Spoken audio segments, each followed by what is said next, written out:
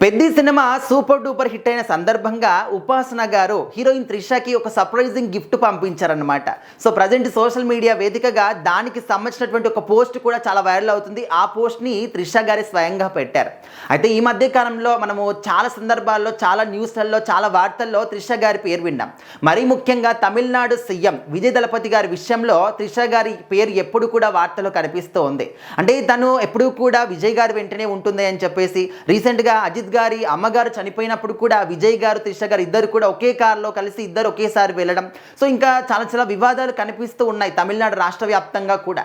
అయితే ఇప్పుడు త్రిష గారికి ఉపాసన గారు ఏం గిఫ్ట్ పంపించారు? పెద్ద సినిమా అయితే ప్రపంచవ్యాప్తంగా ఫస్ట్ డే కలెక్షన్స్ చాలా భారీగా వచ్చాయి. అండ్ మెగా ఫ్యాన్స్ అందరూ కూడా చాలా హ్యాపీగా ఫీల్ అవుతూ ఉన్నారు. చాలా మంచి రెస్పాన్స్ వచ్చింది సినిమాకి. సినిమా అంటే చూసిన వాళ్ళు ప్రతి ఒక్కరు కూడా ఇంకా ఈ సినిమా గురించి గొప్పగా చెప్పాలి అంటే ఇంకా మాకైతే మాటలు రావట్లేదని మాట తప్ప ఇంకా ఏది కూడా చెప్పట్లేదు అనమాట. అంత మంచి కంటెంట్ అనేది రామ్ చరణ్ గారి పెద్ద సినిమాలో మనకు కనిపించింది. సో ఇలాంటి సందర్భాల్లో ఉపాసన గారు ఏం గిఫ్ట్ పంపించారు, అది కూడా త్రిష గారికి ఎందుకు పంపించారు అని చెప్పేసి రకరకాల డౌట్స్ అనమాట. సో అయితే ఉపాసన గారు త్రిష గారికి పంపించినటువంటి గిఫ్ట్ ఇంకా ఏదో కాదు, మనందరికీ తెలిసిందే, అత్తమ్మాస్ కిచెన్ అన్నమాట. సో మనము చాలా సందర్భాల్లో చాలా సెలబ్రిటీస్కి ఉపాసన గారు పంపించడం జరిగిందన్నమాట.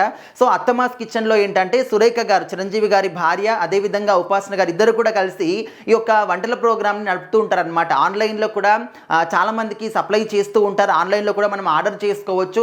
అందులో రకరకాల హోమ్ మేడ్ ఫుడ్స్ అనేవి ఉంటాయన్నమాట. రకరకాల పొడులు ఉంటాయి, ఆవకాయ పచ్చళ్ళు ఉంటాయి, పులిహోర, రసం, ఇలాంటివన్నీ కూడా ఉంటాయన్నమాట.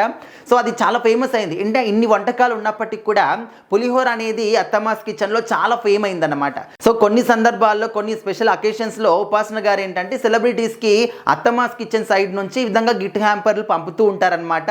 సో ఇప్పుడు త్రిష గారికి పంపించారు. అందులో ఏమున్నాయంటే కొన్ని రకాల ఆవకాయ పచ్చళ్ళు ఉన్నాయి, అదేవిధంగా కొన్ని హోమ్ మేడ్ పౌడర్లు కూడా ఉన్నాయన్నమాట.